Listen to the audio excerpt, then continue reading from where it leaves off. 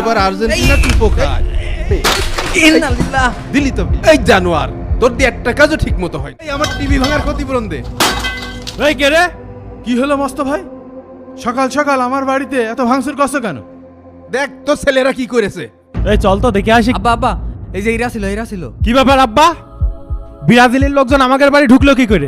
আমার এই টিভি ভাঙার ক্ষতিপূরণ দে।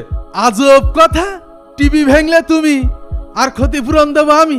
পাগল টাগল হয়ে গেলেন। কাকা, আপনি আমার কথা শোনেন। এবার বিশ্বকাপ ফুটবল খেলা দেখবো বলে আমি আর আব্বা বাজার থেকে টিভি কিনে নিয়ে আসছিলাম। হ্যাঁ হ্যাঁ, তখন আপনার এই ছেলেরা গাড়িটা এই জায়গা রাখ, এই কলা চোষা গুলো এই জায়গা ফেল। চল দৌড় মারি। এটা আমি বিশ্বাস করতে পারলাম না। নিশ্চয় এটা তোদের বাপ্পিটা সাজানো নাটক। আব্বা তুমি একদম ঠিক কথা কইছো। কি এত বড় কথা? সাজানো নাটক না?